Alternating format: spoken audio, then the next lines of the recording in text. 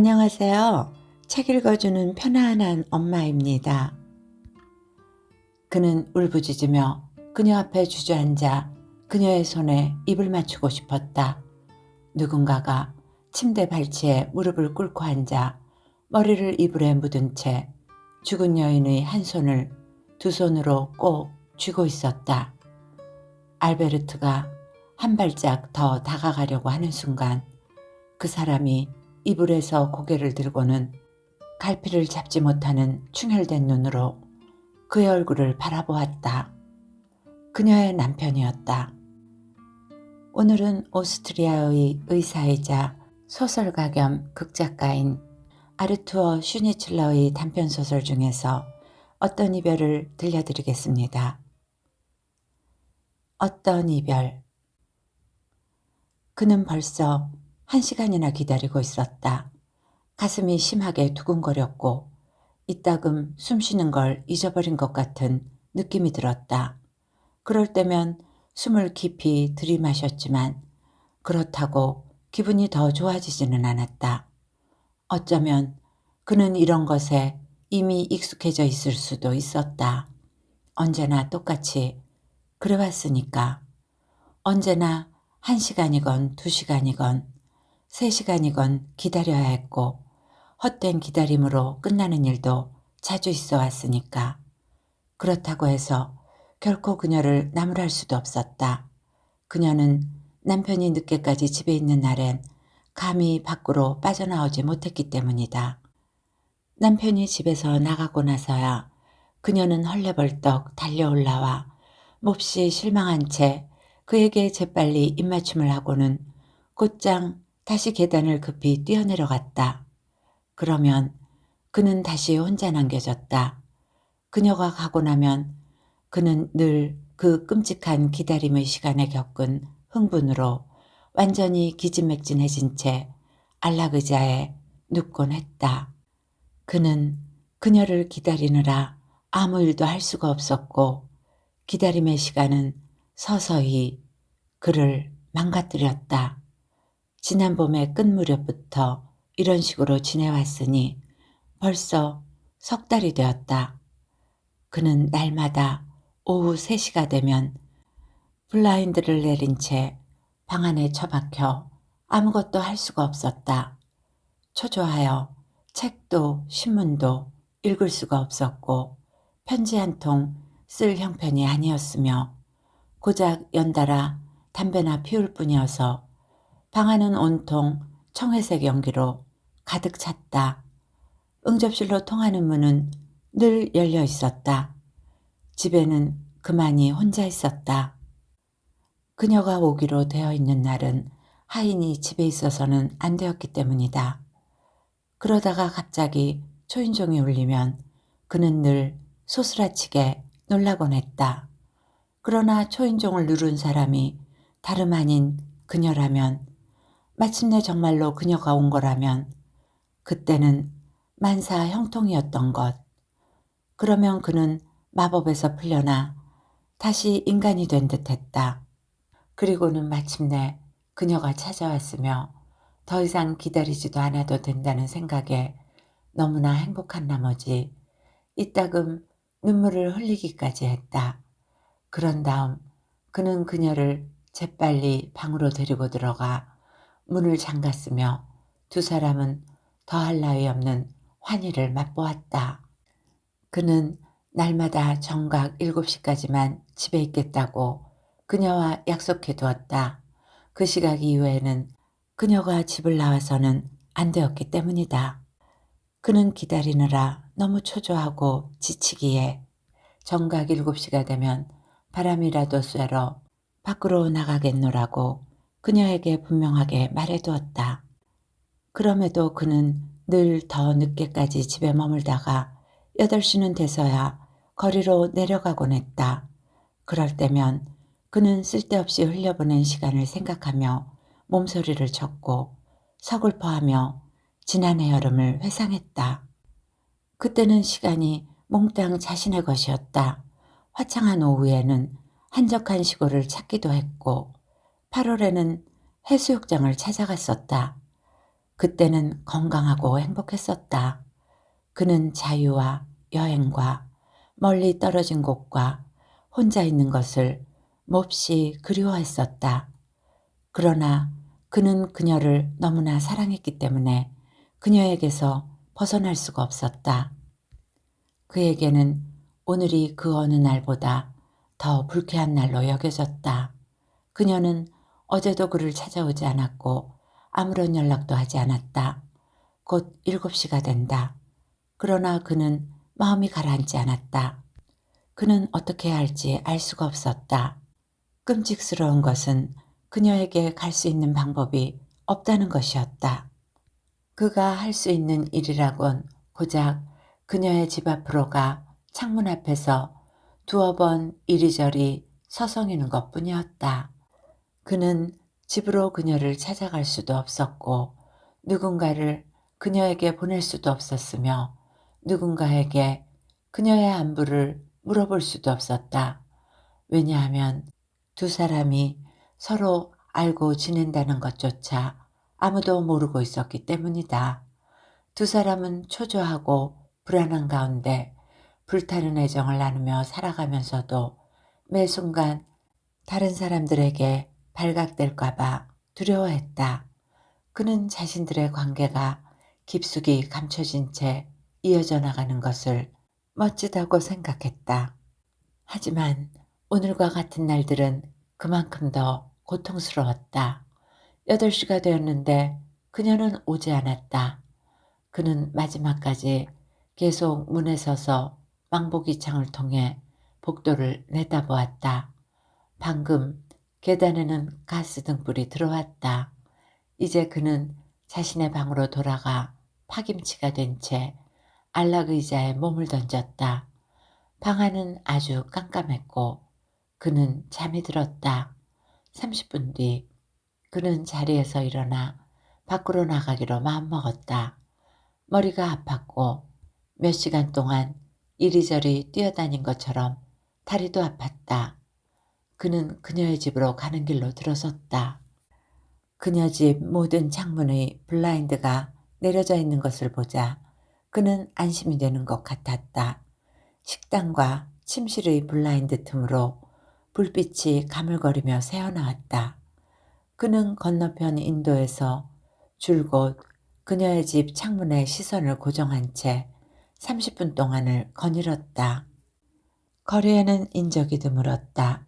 그는 방을 청소하는 두어 명의 하녀들과 건물 관리인 여자가 대문 앞에 나타나자 그제야 그들의 눈에 띄지 않기 위해 그곳을 떠났다. 이날 밤 그는 아주 푹 깊은 잠을 잤다. 그는 다음 날 아침 늦게까지 침대에 누워 있었다. 깨우지 말라는 쪽지를 응접실에 놓아두었던 것이다. 정각 10시가 되자 그는 초인종을 눌렀다. 하인이 아침 식사를 가져왔다. 받침 접시에는 배달된 우편물들이 놓여 있었다. 그러나 그녀에게서 온 편지는 없었다. 그렇지만 그는 그만큼 더 확실히 그녀가 오후에 그를 직접 찾아올 것이라고 생각했다. 그래서 그는 3시까지 밖에서 아주 편안한 시간을 보냈다. 그는 단 1분의 오차도 없이 오후 3시 정각에 점심 식사를 마치고 집으로 돌아왔다. 그는 응접실에 있는 안락 의자에 앉았다. 계단에서 무슨 소리가 들릴 때마다 쓸데없이 달려나갔다가 되돌아오는 일을 피하기 위해서였다. 그러나 그는 아래층 복도에서 그저 발걸음 소리만 들려도 몹시 기뻤다. 그때마다 새로운 희망을 품곤 했다. 하지만 매번 허사였다. 4시가 되고 5시, 6시, 7시가 되어도 그녀는 오지 않았다.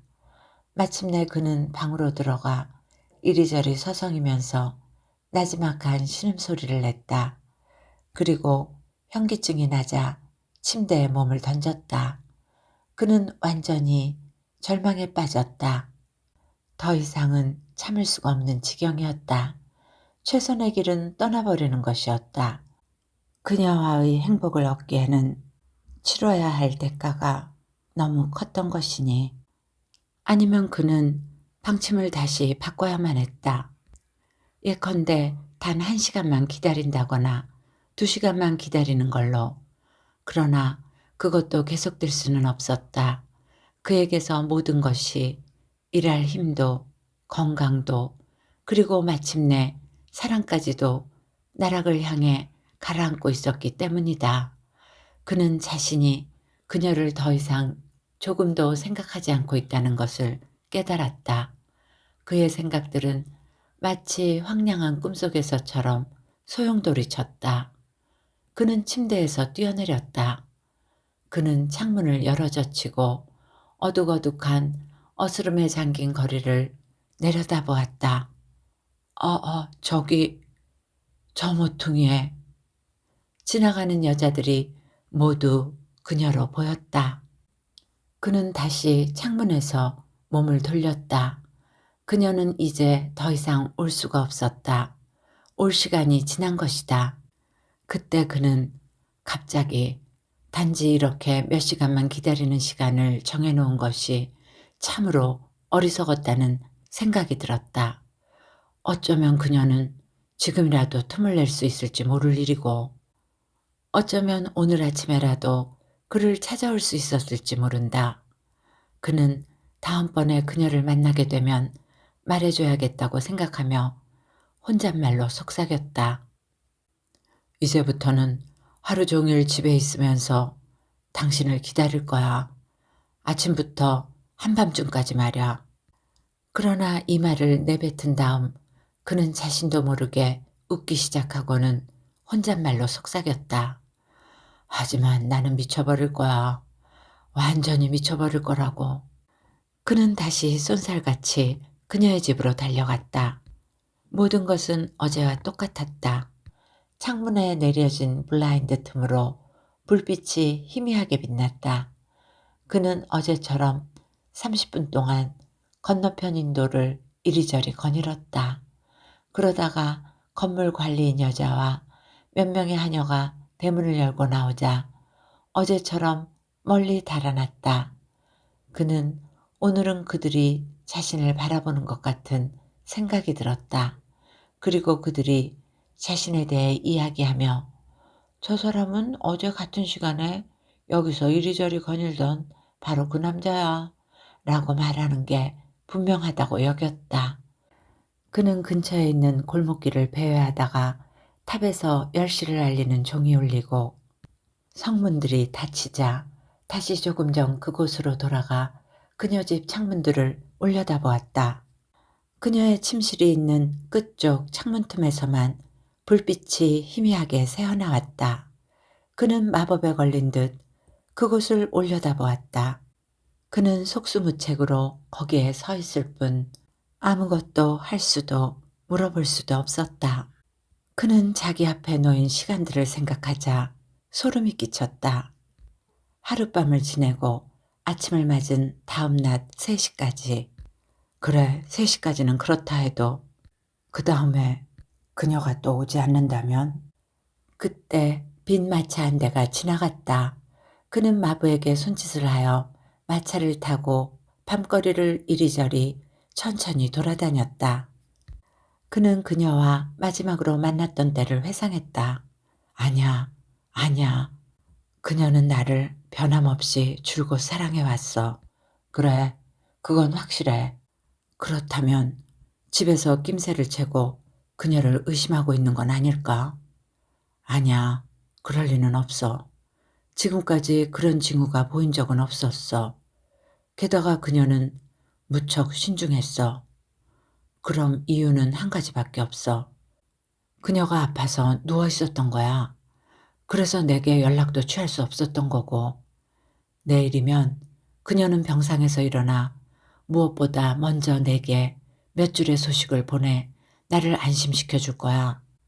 하지만 그녀가 이틀 후나 아니면 그보다 훨씬 뒤에나 병상에서 일어난다면, 그녀가 정말로 많이 아프다면, 하느님 맙소사, 그녀가 위중한 병에 걸려 있다면, 아냐, 아냐, 어떻게 그렇게 쉽게 위중한 병에 걸릴 수 있단 말인가.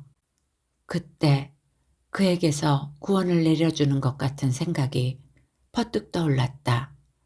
그녀가 아픈 것이 분명했으므로 내일 그녀에게 심부름꾼을 보내 그녀의 상태를 물어보게 하면 되는 것이다. 심부름꾼은 누구의 부탁을 받은 것인지는 알 필요가 없고 부탁한 사람의 이름을 잘 알아듣지 못할 수도 있다. 그래, 그래. 그렇게 하면 될 것이다. 그는 이런 묘안이 떠올라 너무 기뻤다. 그는 비록 그녀에게서 아무 소식도 받지 못했지만 그날 밤과 다음 날 낮을 평소보다 더 마음 편히 보냈다. 오후 역시 평소보다 덜 흥분된 상태로 보냈다. 저녁만 되면 오늘이 가기 전에 불확실한 것은 끝나게 될 것임을 알고 있었던 것이다. 그는 지난 날들보다 더 큰 애정을 품고 더 열렬하게 그녀를 그리워했다. 그는 저녁 8시에 집을 나섰다. 그리고 좀 멀리 떨어진 길모퉁이에서 그를 알지 못하는 심부름꾼 한 사람을 구했다. 그는 그 사람에게 함께 가자고 손짓을 했다. 그는 심부름꾼과 함께 그녀의 집에서 멀지 않은 곳에서 멈춰섰다. 그리고 절박하다면서 무슨 일을 해야 하는지를 그에게 정확하게 알려준 다음 그를 보냈다. 그는 가로등 불빛을 통해 시계를 본 뒤 이리저리 거닐기 시작했다. 그런데 곧장 이런 생각이 들었다. 어쩌면 그녀의 남편이 의심을 품고 심부름꾼에게 꼬치꼬치 캐물은 다음 그를 앞세워 여기 내게로 오지는 않을까? 그는 재빨리 심부름꾼의 뒤를 쫓아갔다. 그런 다음 발걸음을 늦추다가 그의 뒤에서 조금 떨어져 멈춰섰다. 마침내 그는 심부름꾼이 건물 안으로 사라지는 것을 보았다. 알베르트는 멀리 서서 현관문을 눈에서 놓치지 않으려고 신경을 곤두세웠다. 3분 정도 지나자 심부름꾼이 벌써 나오는 것이 보였다. 그는 혹시 누군가가 심부름꾼 뒤를 추적하는지 살펴보기 위해 몇 초 정도 더 기다렸다. 뒤따르는 사람은 아무도 없었다. 이제 그는 급히 심부름꾼을 뒤따라갔다. 그리고 그에게 물었다. 자, 어떻게 됐죠? 법관 양반은 문안차 방문하는 것을 고마워한답니다. 그리고 부인께서는 아직 병세가 좋아지지 않았답니다. 며칠 더 있어야 자리에서 일어날 수 있을 것 같답니다. 누구와 이야기했지요? 하녀와요. 그녀는 방으로 들어갔다가 곧장 다시 나왔는데 때마침 의사 선생이 와 있었던 것 같습니다. 하녀가 뭐라고 말하던가요? 그는 심부름꾼에게 알아온 것을 여러 번 되풀이해 말하게 했지만 결국 앞서 말했던 것 이상은 알지 못하고 있다는 것을 깨달았다. 그녀가 심한 병을 앓고 있는 것이 분명했다. 사방에서 그녀의 상태를 물어오고 있기 때문에 그가 보낸 심부름꾼 역시 별다르게 보이지 않았던 것이다. 그래서 그는 더 과감하게 나설 수 있게 되었다. 그는 그 심부름꾼에게 내일도 같은 시간에 와달라고 부탁했다. 그녀는 며칠 더 있어야 자리에서 일어날 수 있을 것이다. 그는 더 이상은 알지 못하고 있었다. 그녀가 그를 생각하고 있는지, 그녀 때문에 그가 얼마나 괴로워하고 있는지를 알고나 있는지, 그는 아무것도 알 수 없었다. 혹시 그녀는 지난번 안부를 물어온 사람이 나라는 걸 알아챘을까? 바깥 양반이 고마워한다고? 그녀가 아니라 남편이? 그렇다면 그녀에게는 전혀 말도 건넬 수 없는 상태라는 건지. 그럼 그녀는 어디가 어떻게 된 걸까? 수백 가지의 병명이 동시에 그의 머릿속을 훑고 지나갔다. 그래, 며칠 뒤에 자리에서 일어날 수 있다고 하니 그렇게 심각한 병은 아닐 거야. 하지만 사람들은 늘 그렇게 말하지. 자기 아버지가 죽을 병에 걸려 누워있는데도 다른 사람들에게는 늘 그렇게 말하지 않는지. 그는 자신이 뛰어가고 있다는 걸 깨달았다. 그는 다시 좀 더 번잡한 어떤 골목으로 접어들었고 보행자들이 많아 앞으로 나아가는 것을 방해했다. 내일 저녁이 오기까지의 시간은 영원처럼 길게 느껴질 것임을 알고 있었다. 1시간, 2시간, 시간은 계속 지나갔고 그는 애인이 심각한 병에 걸렸다는 사실을 매 순간 믿지 못하는 자신이 의아하게 여겨졌다. 그러다가 곧장 자신이 그토록 태어난 것이 죄악인 듯 여겨졌다. 그리고 오후에는 아무런 걱정할 일도 원하는 일도 없다는 듯 몇 시간에 걸쳐 줄곧 책을 읽었는데 이 얼마나 오랫동안 해보지 못한 일이었던가. 저녁에 알베르트가 약속 장소인 길모퉁이로 나가자 심부름꾼은 벌써 나와 있었다. 그 남자는 어제 지시받은 일 외에 또 다른 부탁을 받았다. 가능하면 하녀에게 말을 걸어 안주인이 어디가 어떻게 아픈지 알아내오라는 것이었다. 그가 돌아 나오는 데는 어제보다 더 많은 시간이 걸렸다. 알베르트는 불안해지기 시작했다. 거의 15분이 지나서야 그 남자가 집에서 나오는 것이 보였다. 알베르트는 그를 향해 달려갔다. 안주인의 상태가 나쁘다고 합니다. 뭐라고요? 라고 알베르트가 소리를 질렀다. 안주인의 상태가 매우 나쁘다고 합니다. 라고 그 남자는 반복해서 말했다. 누구와 이야기했죠? 그 밖에 다른 얘기는 안 하던가요? 하녀가 안주인이 매우 위독하다고 말해주었습니다. 오늘 벌써 3명의 의사가 다녀갔고 바깥 양반은 완전히 절망에 빠져 있답니다. 어서 계속해서 말해봐요, 계속. 그녀는 어디가 아프답니까? 그거 물어보지 않았나요? 내가 당신에게. 물론 물어봤죠. 뇌티푸스라고 합니다. 안주인은 이틀 전부터 전혀 의식이 없답니다. 알베르트는 걸음을 멈추고 넋이 나간 듯 그 남자를 쳐다보았다. 그리고는 물었다. 그 밖에 알아낸 것은 없나요? 그 남자는 이야기를 처음부터 다시 시작했고 알베르트는 그의 말 한마디 한마디가 모두 새로운 사실을 전해주는 듯 세심하게 귀를 기울였다. 그런 다음 그는 그 사람에게 돈을 치른 뒤 곧장 다시 애인의 집이 있는 거리로 돌아갔다. 이제 그는 아무 꺼리낌 없이 그곳에 서 있을 수 있었다. 저 윗집에서 그에게 신경을 쓸 사람이 어디 있단 말인가. 그는 그녀의 침실 쪽을 똑바로 올려다보았는데 그의 시선은 유리창과 커튼을 뚫고 안을 들여다보려는 듯 했다. 저기가 환자방일 거야. 맞아. 저 조용한 창문 뒤로 중병에 걸린 환자가 누워있음에 틀림없어. 내가 왜 이걸 첫날 저녁에는 곧장 알지 못했지? 그는 오늘에서야 자기 생각이 틀림없었다는 것을 알았다. 마차 한 대가 그 집 앞에서 섰다. 알베르토는 그쪽으로 급히 달려갔다.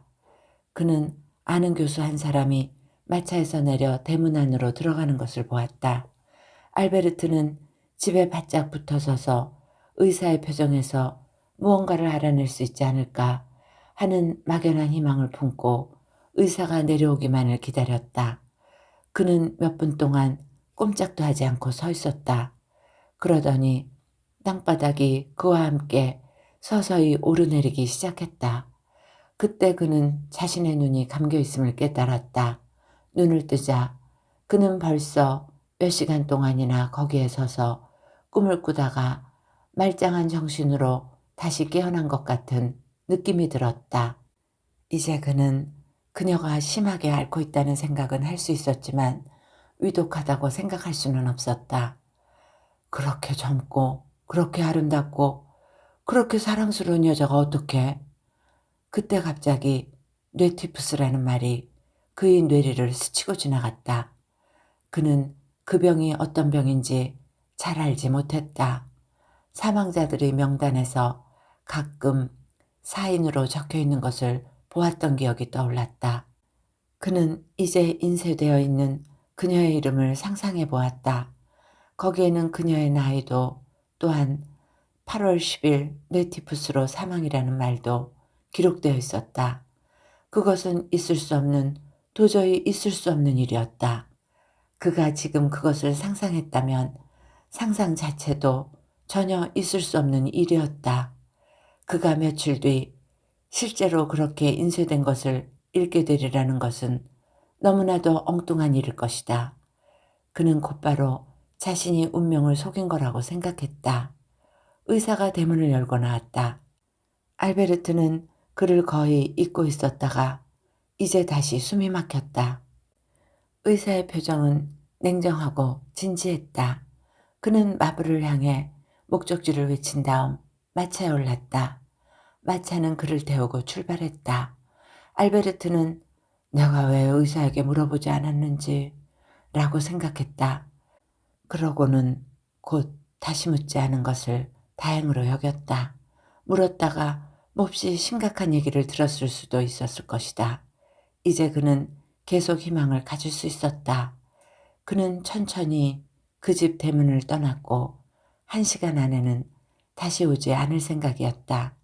그때 갑자기 그녀가 병이 나은 다음 처음으로 자신을 찾아올 때 어떤 모습일지를 상상하지 않을 수 없었다. 그 모습이 너무나 선명하여 그는 몹시 놀랐다. 그날은 가느다란 회색 이슬비가 내릴 것이라는 것까지도 알고 있었다. 그리고 그녀는 외투를 두르고 있었는데 현관에 들어서자마자 그것을 벗어던지고는 그의 품에 달려들어 울고 또 울 뿐이었다. 당신이 날 다시 갖게 되었어요. 마침내 그녀는 이렇게 속삭였다. 알베르트는 갑자기 소스라치게 놀랐다. 그런 일은 결코 일어나지 않을 것임을 그는 알고 있었던 것이다. 이번엔 운명이 그를 속인 것이리라. 그녀는 다시는 그에게 오지 못할 것이다.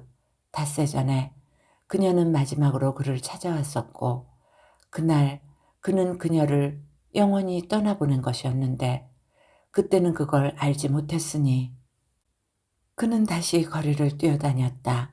여러 가지 생각들이 머릿속에서 윙윙거렸고 차라리 의식을 잃었으면 하고 갈망했다. 이제 그는 다시 그녀의 집 앞에 와 있었다. 집의 현관문은 아직 열려 있었고 위층의 식당과 침실에는 불이 켜 있었다.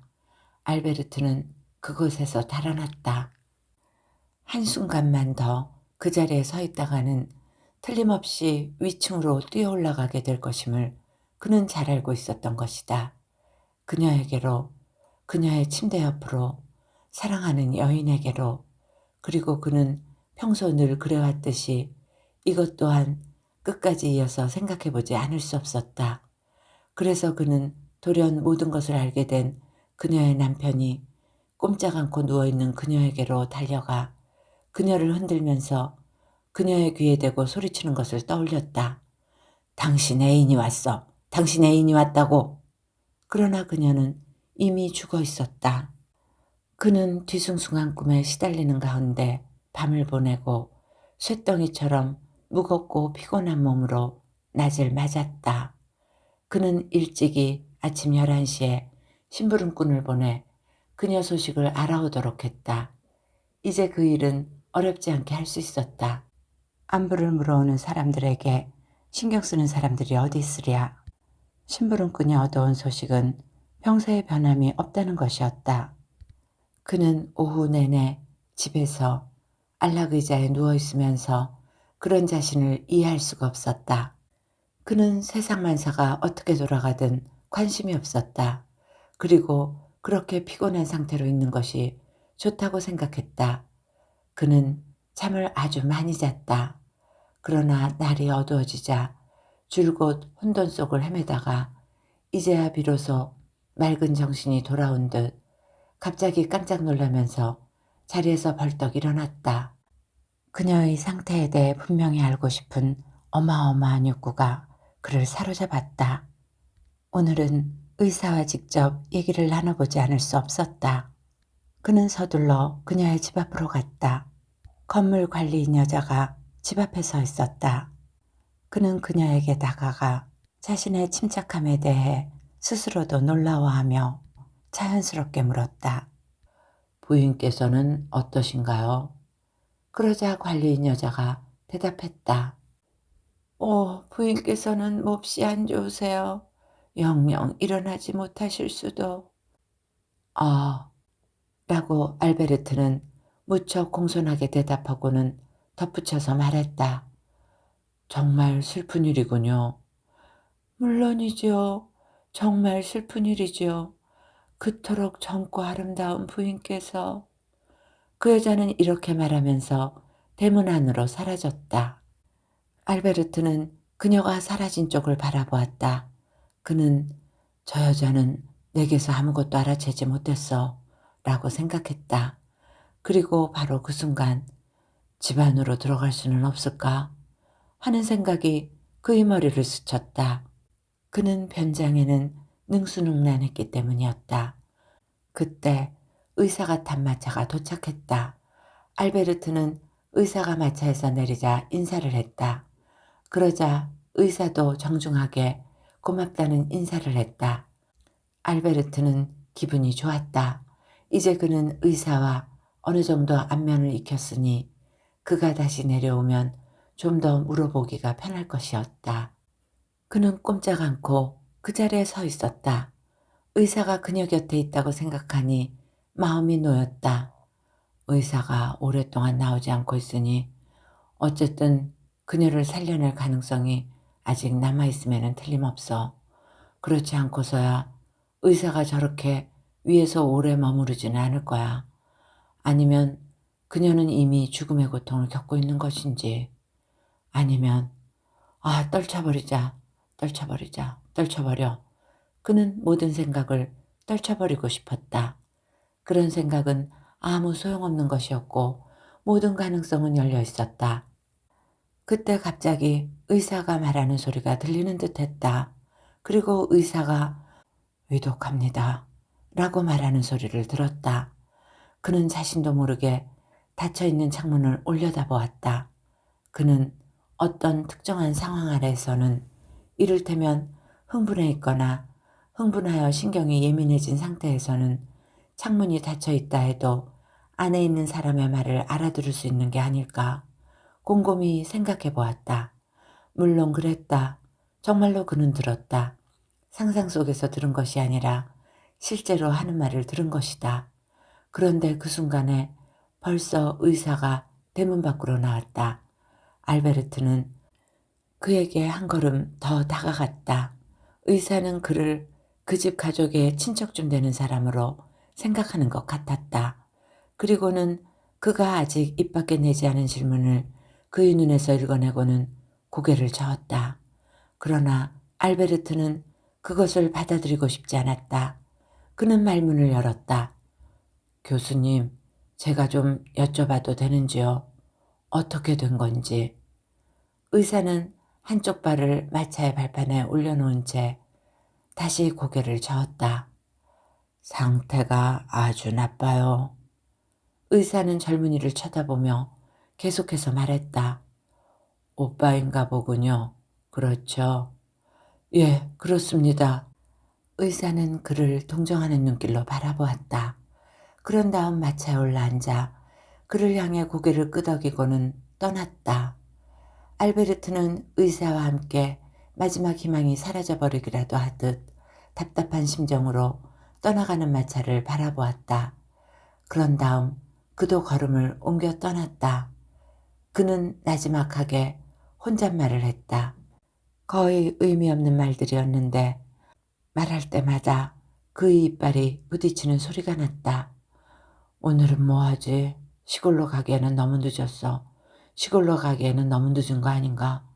너무 늦었어. 너무 늦었어. 그래, 난 슬퍼. 내가 슬프다고? 죽도록 슬프다고?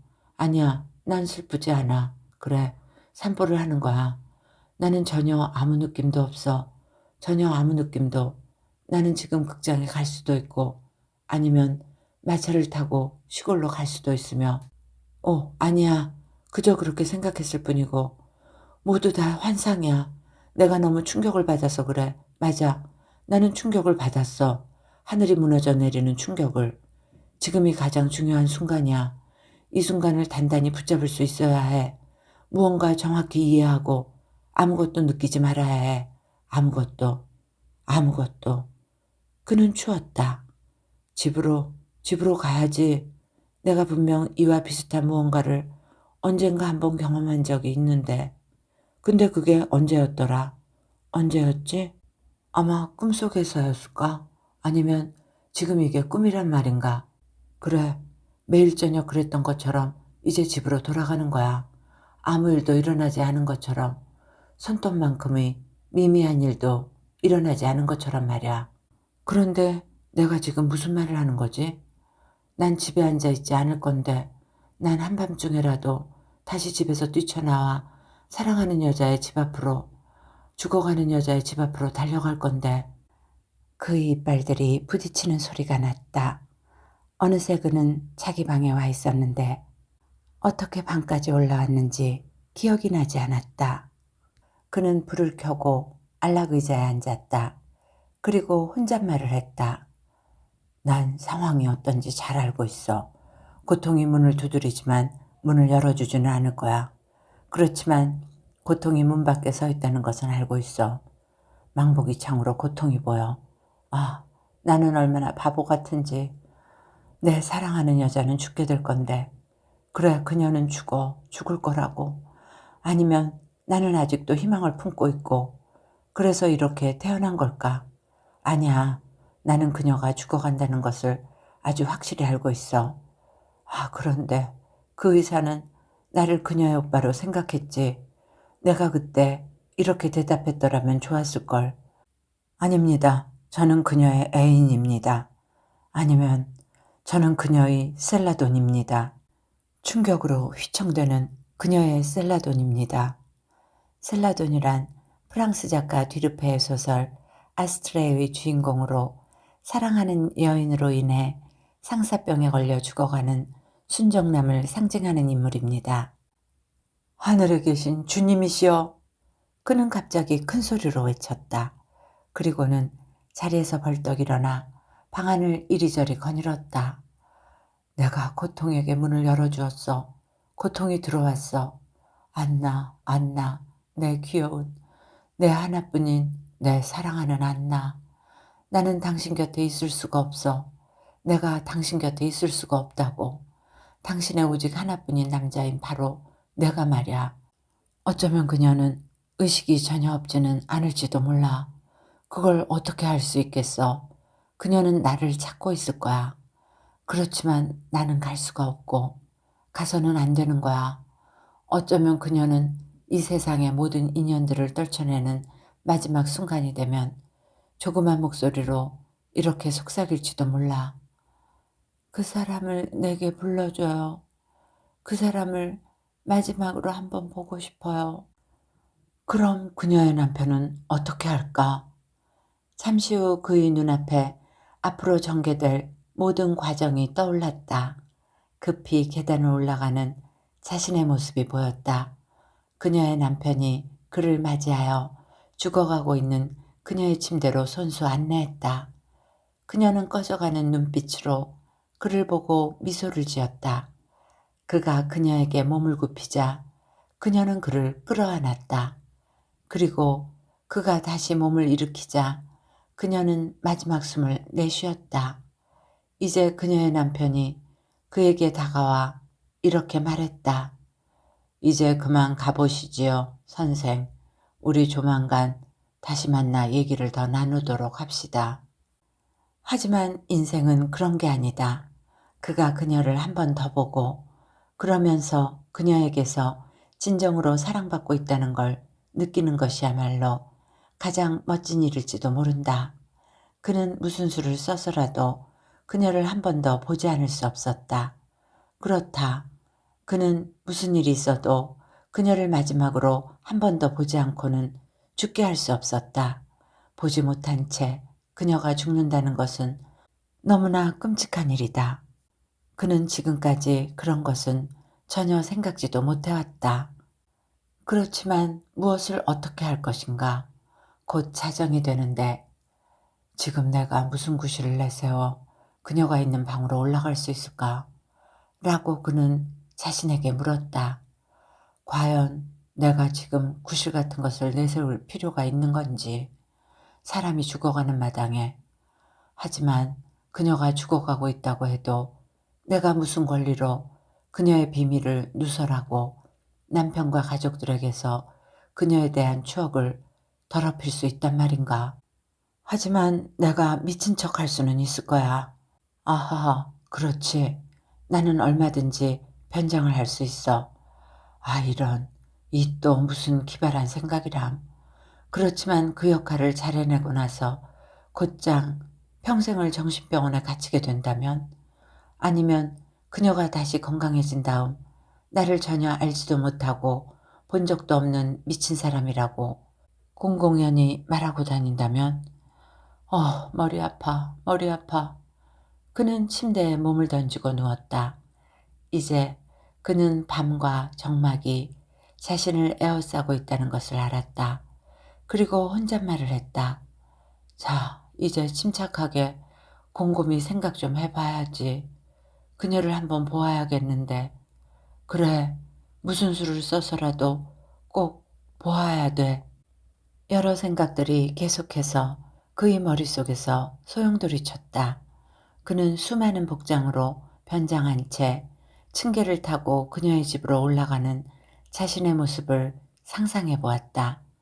의사의 조수로, 약사 보조원으로, 하인으로, 장의회사 직원으로, 거지로 변장한 다음 마지막으로는 염장이가 되어 그녀를 전혀 모르는 채 하며 죽은 그녀 옆에 앉아 그녀를 하얀 천으로 둘러싸서 관 속에 넣고 있는 자신의 모습을 보았다. 그는 어둑어둑한 새벽에 잠에서 깼다. 창문은 열려 있었다. 옷을 입은 채 침대에 누워 있었지만 으슬으슬 추웠다. 약한 비가 내리기 시작했고 바람이 빗방울을 방 안으로 흩뿌렸기 때문이다. 가을이 왔다고 알베르트는 생각했다. 그리고는 침대에서 몸을 일으켜 시계를 보았다. 5시간 동안 푹 잤군. 이 정도 시간이면 많은 일이 일어날 수도 있는데. 그는 몸서리를 쳤다. 이상하게도 이제 갑자기 내가 무슨 일을 해야 할지 아주 정확히 알겠어. 이제 그녀의 집 문 앞으로 가서 옷깃을 세우고 그리고는 직접 물어보는 거야. 그는 콘약 한 잔을 따라 급히 다 마셨다. 그리고 창가로 갔다. 아, 저 거리 좀 봐. 아직 이른 시간인데 저 사람들은 모두 7시부터 할 일이 있는 사람들이로군. 그래, 나도 오늘은 7시부터 할 일이 있는 사람이지. 의사가 어제 상태가 아주 나빠요 라고 말했는데, 하지만 그 정도 가지고 죽은 사람은 아직 못 봤어. 어제는 계속해서 그녀가 이미 끝난 듯한 느낌뿐이었는데 가보는 거야. 가보는 거야. 그는 외투를 입은 다음 우산을 집어들고 응접실로 나갔다. 하인이 놀라는 표정을 지었다. 그는 곧 돌아올게 라고 말하고 밖으로 나갔다. 그는 좁은 보폭으로 천천히 걸었다. 그녀의 집으로 올라간다는 것만으로도 너무나 고통스러웠다. 도대체 그가 무슨 말을 하면 좋단 말인가. 그녀의 집이 점점 더 가까워졌다. 어느새 그는 멀리 그녀의 집이 바라보이는 거리에 들어서 있었다. 집이 아주 낯설게 여겨졌다. 그가 그렇게 이른 시간에 그 집을 본 적이 없었던 것이다. 비 내리는 아침이 도시 위에 펼치고 있는 이 희끄무레한 빛들이 어찌 이리도 이상 야릇한지. 그래, 이런 날 사람이 죽는가 보구나. 안나가 마지막으로 그에게 왔던 그날, 그녀가 그에게 그 자리에서 쉽게 작별을 고했더라면 오늘 그는 벌써 그녀를 잊고 있었을지도 모른다. 그건 지극히 분명했다. 왜냐하면 그에게는 그녀를 마지막으로 본 것이 끔찍할 정도로 오래된 것처럼 느껴졌기 때문이다. 비 내리는 아침은 시간에 대한 개념을 엉뚱하게 바꿔놓을 수도 있는 거로구나. 아, 왜 이러지? 알베르트는 몹시 피곤했고 정신이 혼란스러웠다. 그는 하마터면 그 집을 지나칠 뻔했다. 대문은 열려 있었다. 마침 그때 젊은 아인 하나가 우유통을 들고 대문 밖으로 나왔다. 알베르트는 두어 발짝 살금살금 대문 안으로 걸어 들어갔다. 막 계단을 올라가려는데 갑자기 지금까지 일어난 일은 무엇이고 지금 벌어지고 있는 일은 무엇이며 그가 알아내고자 하는 것은 무엇인지에 대한 완전한 의식이 깨어났다. 그는 그곳까지 반쯤 잠에 취한 채 걸어왔다가 갑자기 정신이 든 것 같은 느낌이었다.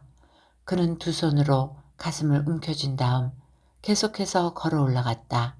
바로 그 계단이었는데 그는 그 계단을 지금까지 본 적이 없는 듯했다.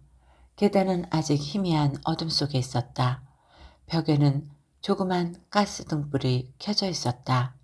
그곳 2층이 그녀의 집이었다. 그런데 이게 웬일일까? 양쪽 현관문이 열려 있었다.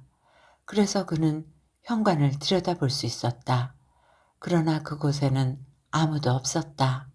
그는 작은 문 하나를 열어보았는데 그것은 부엌으로 통하는 문이었다. 그곳에도 사람은 보이지 않았다. 그는 잠시 망설이며 서 있었다. 그때 거실로 통하는 문이 열리더니 가정부 소녀가 그가 있는 것을 알아채지 못한 채 조용히 걸어 나왔다. 알베르트는 그녀를 향해 다가갔다. 그리고 물었다. 안주인은 어떠신가요? 그러자 가정부 소녀는 넋이 나간 채 그를 바라보았다. 마님은 30분 전에 돌아가셨어요. 그녀는 이렇게 말하고는 돌아서서 부엌으로 들어갔다. 알베르트는 자신을 둘러싸고 있는 온 세상이 갑자기 죽은 듯이 조용해지는 느낌을 받았다. 이 순간에는 팔딱대며 뛰던 모든 심장이 멈추고 사람들 모두가 걸어가던 발걸음을 멈추고 달려가던 모든 마차가 멈추고 째깍대던 시계들이 멈추었다는 걸 뼈저리게 느꼈다. 그는 살아서 움직이던 세상 전체가 한순간 그대로 정지해버렸다고 생각했다. 이런 게 바로 죽음이로구나 라고 그는 생각했다. 난 어제까지만 해도 이걸 알지 못했는데 알베르트는 문간에 서서 생각했다. 저 안에 그녀가 누워있는데 내가 그녀를 품에 안았던 게 일주일도 되지 않았는데 그런데 나는 들어갈 수가 없어. 그때 계단에서 사람들의 목소리가 들렸다. 여자 2명이 계단을 올라와 그의 옆을 지나갔다. 그중 나이가 더 어려 보이는 여자는 두 눈이 울어서 퉁퉁 부어 있었다. 그녀의 생김새는 그의 연인과 닮아 보였다. 전에 그녀가 몇 번 말한 적 있는 그녀의 여동생임에 틀림없었다. 나이가 좀 들어 보이는 여자가 그 두 여자에게 다가와 그들을 끌어안고 나지막하게 흐느꼈다. 그리고는 말했다. 30분 전에 갑자기 그 여자는 흐르는 눈물 때문에 더 이상 말을 잇지 못했다. 세 사람은 어둠침침한 방을 지나 옆방으로 사라졌다. 그에게 신경을 쓰는 사람은 아무도 없었다. 내가 여기 이렇게 서 있을 수는 없지 라고 알베르트는 생각했다. 내려갔다가 1시간 뒤에 다시 와야겠어. 그는 그곳을 떠나 잠시 후 거리로 나왔다. 이미 아침의 분주함이 시작되었다. 많은 사람들이 급한 걸음걸이로 그의 곁을 지나갔고 마차들이 굴러갔다. 1시간쯤 후에는 저 위층에 사람들이 더 많이 와 있을 거야. 그러면 나는 아주 손쉽게 그들 사이에 끼어들 수 있겠지. 확실함이 이렇게 위안을 주다니 어제보다 마음이 편해졌어. 그녀가 죽었는데도 30분 전에 1000년이 지나도 그녀가 지금보다 삶에서 더 멀리 떨어지지는 않을 거야. 그런데 그녀가 30분 전까지 숨을 쉬고 있었다는 사실이 그녀가 지금도 삶에 대해 무언가를 틀림없이 알고 있을 것 같다는 인상을 주는군. 우리가 숨을 쉬고 있는 동안에는 알지 못하는 무언가를. 아마도 삶에서 죽음으로 넘어가는 이 알 수 없는 순간은 우리의 가련한 영원함일지도 모르지. 그래, 이제 오후의 기다림도 끝났고 이제 더는 망보기 창 앞에 서 있지 않을 거야. 다시는 절대로 서 있지 않을 거야. 그 기다림의 시간들이 이제 그의 눈앞에 이루 말할 수 없이 아름다운 모습으로 다시 떠올랐다. 며칠 전까지만 해도 그는 아주 행복했다. 정말 행복했다. 그것은 욕정을 불태우는 깊은 연락이었다. 아, 그녀의 발걸음이 마지막 계단을 서둘러 올라올 때면, 그녀가 그의 가슴에 몸을 던져올 때면, 그리고 그들이 꽃향기와 담배 냄새 가득한 어둠침침한 방에서 하얀 베개를 베고 말없이 꼼짝도 하지 않고 누워있을 때면, 그러나 이제 끝났으니, 모두 다 끝나버렸으니 나는 떠날 거야. 이것이 내가 할 수 있는 유일한 일이야. 내가 내 방에 다시 발을 들여놓을 수 있으려나? 나는 울 수밖에 없을 거야. 하루 종일 계속해서 쉬지 않고 울기만 할 텐데. 그는 어느 카페 앞을 지났다. 그때 어제 점심때부터 아무것도 먹지 않았다는 생각이 떠올랐다. 그는 안으로 들어가 아침을 먹었다. 그가 카페에서 다시 나왔을 때는 9시가 넘어 있었다. 이제 그녀에게 다시 갈 수 있어. 그녀를 반드시 다시 한번 봐야겠어. 거기 가서 어떻게 하지? 그녀를 볼 수 있을까? 그녀를 반드시 봐야 하는데. 그래, 반드시. 나의, 나의 사랑하는 죽은 안나를 마지막으로 반드시 봐야 해. 하지만 사람들이 나를 죽은 그녀가 누워있는 방으로 들여보내줄까? 틀림없어. 지금쯤 더 많은 사람들이 와 있을 거고 문들은 모두 열려 있을 거야. 그는 서둘러 그녀의 집으로 달려갔다. 대문 옆에 건물 관리인 여자가 서 있다가 그가 지나치자 인사를 했다. 건물 계단에는 2명의 남자가 앞서서 올라가고 있었는데 그들 역시 안나의 집으로 올라가는 사람들이었다. 현관에는 벌써 사람들 몇이 서 있었다. 문은 활짝 열려 있었다. 알베르트는 현관 안으로 들어갔다. 한쪽 창문에 커튼이 걷혀 있어 얼마간의 빛이 안으로 흘러들었다. 거기에는 12명가량의 사람들이 와 있었다. 그들은 앉거나 서서 무척 조용히 이야기를 나누었다. 아까 보았던 그 늙은 여자는 완전히 탈진한 상태로 짙은 빨간색 소파의 한쪽 귀퉁이에 앉아 있었다. 알베르트가 옆으로 지나가자 그녀는 그를 쳐다보았다. 그래서 그는 그녀 앞에 멈춰서서 그녀에게 손을 내밀었다. 그녀는 머리를 끄덕이고는 다시 울기 시작했다. 알베르트는 주위를 둘러보았다. 옆방으로 통하는 2번째 문은 잠겨 있었다. 그는 창가에 서서 커튼 틈새로 무심히 밖을 내다보고 있는 어떤 남자를 향해 물었다. 그녀는 어디 있죠? 그 남자는 손으로 오른쪽을 가리켰다.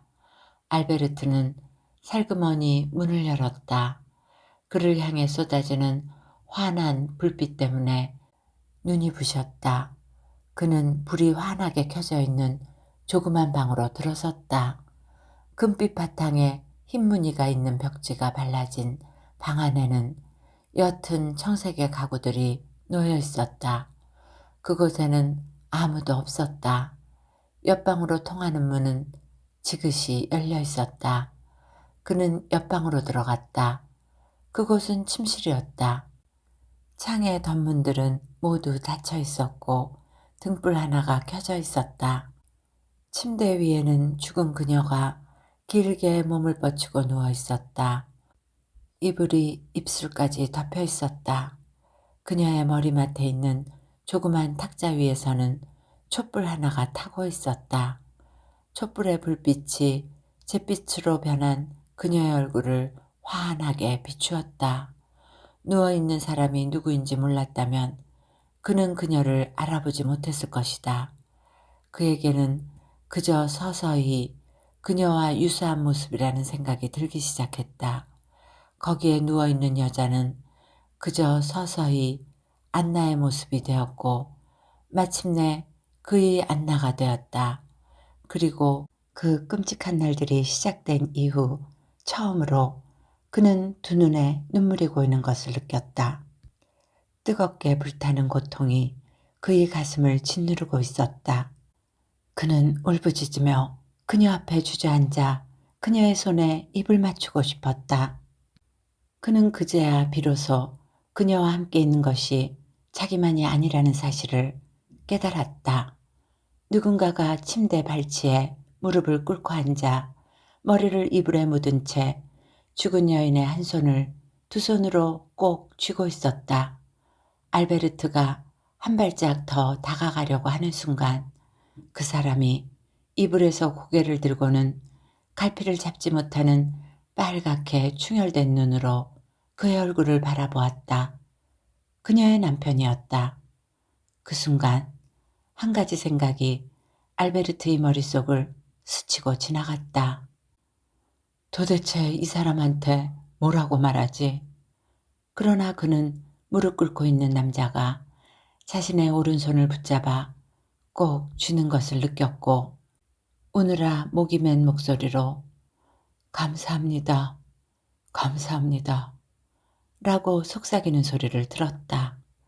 그런 다음 눈물을 흘리고 있는 그 남자는 다시 돌아서서 머리를 떨구고는 이불 속으로 나지막하게 흐느꼈다. 알베르트는 잠시 그대로 서서 냉정하게 주위를 집중하여 죽은 여인의 얼굴을 들여다보았다. 그의 눈물이 완전히 다시 멈춰버렸다. 갑자기 그의 고통은 완전히 시들어버린 텅 빈 껍질로 변해버렸다. 그는 죽은 그녀와의 이런 만남이 훗날 언젠가는 소름 끼치면서도 동시에 우스꽝스럽게 여겨지리라는 것을 알고 있었다. 그 남자와 함께 거기서 흐느꼈다면 그는 아마도 몹시 우스꽝스럽게 보였을 것이다. 그는 돌아가기 위해 돌아섰다. 그리고 문 옆에서 다시 한번 멈춰서서 뒤를 돌아보았다. 가물거리는 촛불의 불빛으로 안나의 입언저리에 미소가 오르는 것 같았다. 그는 마지막 작별 인사를 하듯 또한 그녀가 그것을 알아보기라도 하는 듯 그녀를 향해 고개를 끄덕였다. 이제 그는 방을 나가려고 했다. 그러나 그녀가 미소를 지으며 그를 꼭 붙드는 것 같았다. 그리고 그것은 갑자기 경멸하는 듯한 낯선 미소가 되어 그에게 말을 건네는 것 같았고 그는 그 말을 이해할 수 있었다. 그녀의 미소는 이렇게 말했다.